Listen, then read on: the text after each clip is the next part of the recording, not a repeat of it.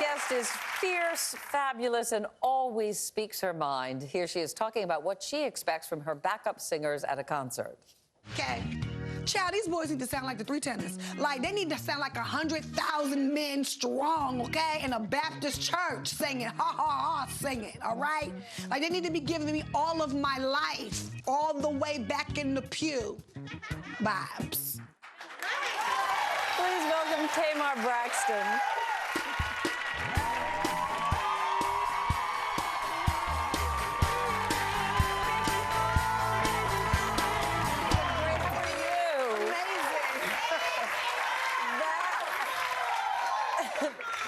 Soundbite is one of the reasons people love you, because you tell it just like it is. But have you ever gone too far, maybe been a little too honest? When I'm too honest, you mean? That happens all the time, yeah. Most of the time I'm with my sisters and I say something really bad. I'm like, ooh, I'm so sorry. But I've been trying to work on it, you know, because, you know, I give a lot of unsolicited advice to my sisters and they don't like it and I don't want to hurt their feelings anymore. Yeah. But one of your biggest fans is your husband, Vince. Yes, he is. In fact, he used to be your stalker. Yes. That's kind of how you met, right? Well, yes, you know, it's just so funny that we kept meeting, like, starting about when I was about 15 years old, and we just kept meeting, like, and then he worked with my sister, Tony, and then we started working very closely together because I was a background singer, and, you know, then I found out he had a girlfriend, then I had to have him.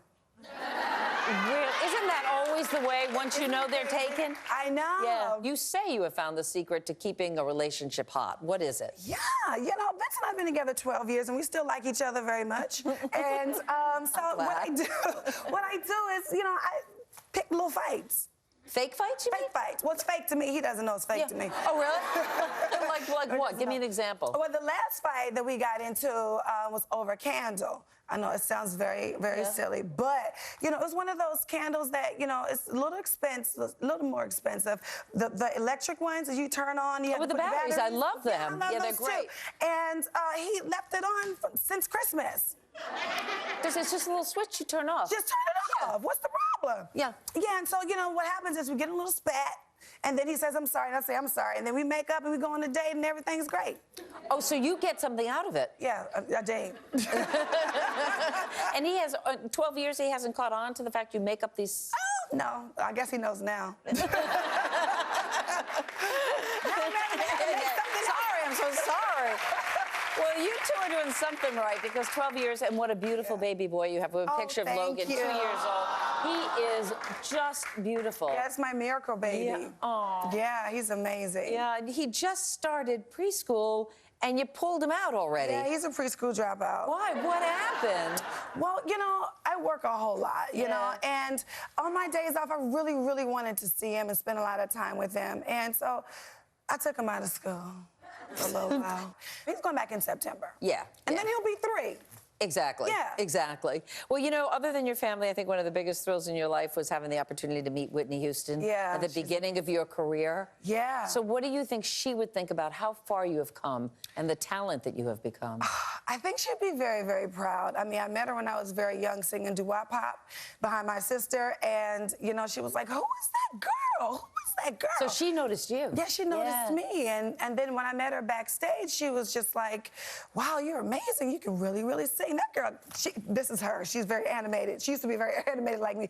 That girl got some pipes, honey. And it was really nice. It was really nice. Obviously, she recognized your talent back then. But how were you first discovered? Oh, a couple times. Well, which time? Well, at first I started singing background for my sister, and then I got signed with my sisters in a girls group. And then after that, that's when I became a solo singer, and I had like 2 deals after that. But now I'm signed to L.A. Reid and my husband, Vincent Herbert, and everything is going great in my singing career. But wasn't your initial discovery in a bathroom? Oh, child. Yes, it was. And it was by my mother. By your mom? By my mother. Well, what happened was I was sitting on the commode, and there's a lot of us, right? I had 4 sisters and a brother. And, of course, the toilet tissue's going to run out. And I was just like, somebody give me some toilet paper. No one came. And I was yelling and screaming for my siblings. Nobody came. And finally I sang, somebody give me some toilet paper. And then my sisters came in one by one, and we started harmonizing. And then, true story.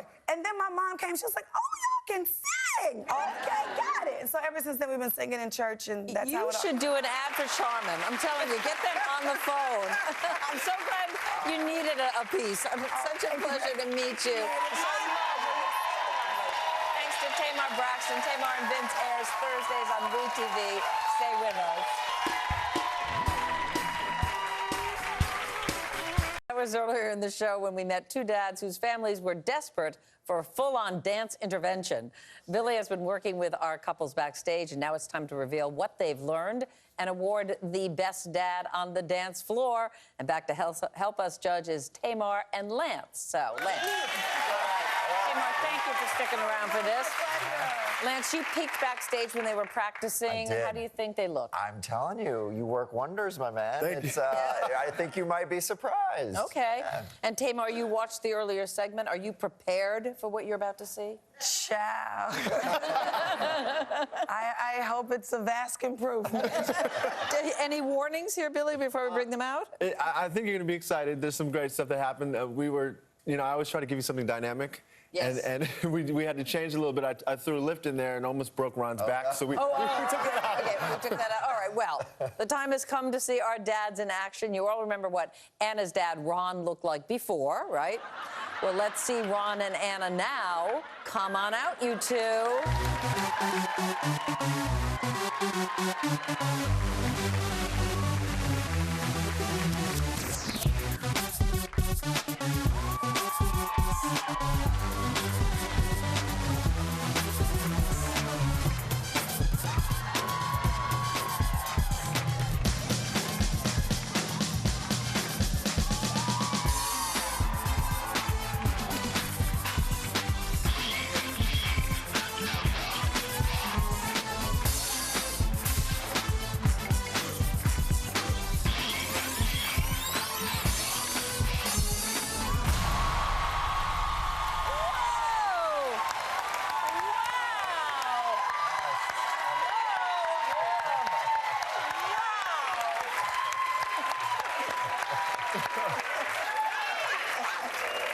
Well, we should let you know Ron is going into traction after the show, but Anna, did you know your dad had this in him? No.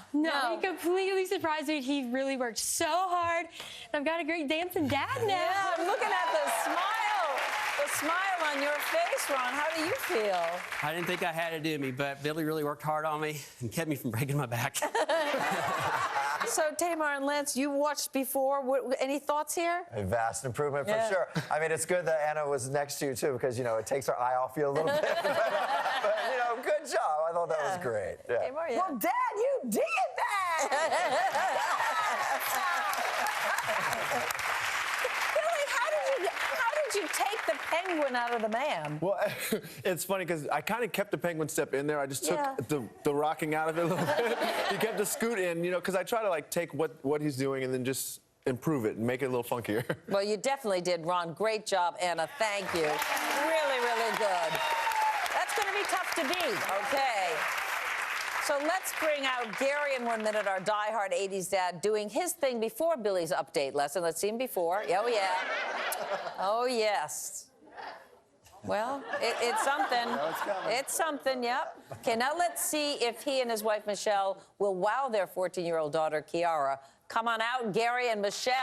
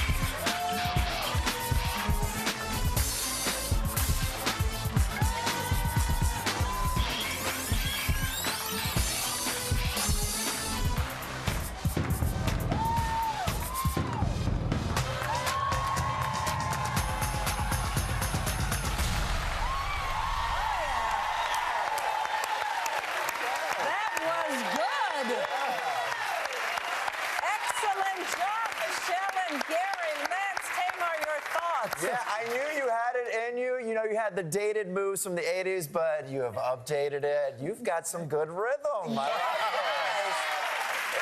Really does. Like, you got your entire life just now, didn't you? Yeah.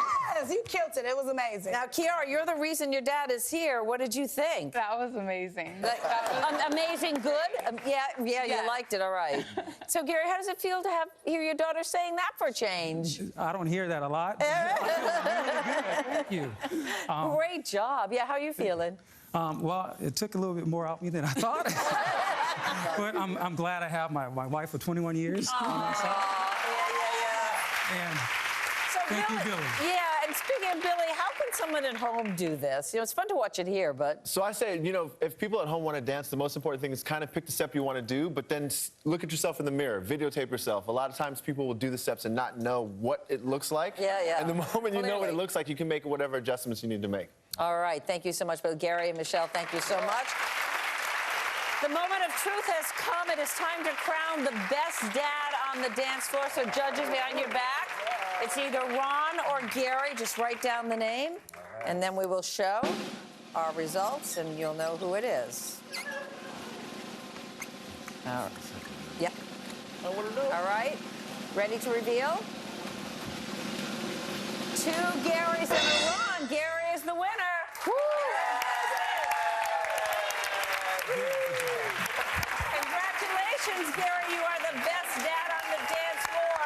But let me just say, the reason I voted for Ron and why it would be a tie in my estimation was because Gary started as somebody who knows how to dance. Ron came from nowhere. So that's why I gave it to you, too. So you both are great. You are both so good. Now, what's that expression, cut a rug? Or is that really... Cut a rug? Is that really you old? Want to cut a rug right now?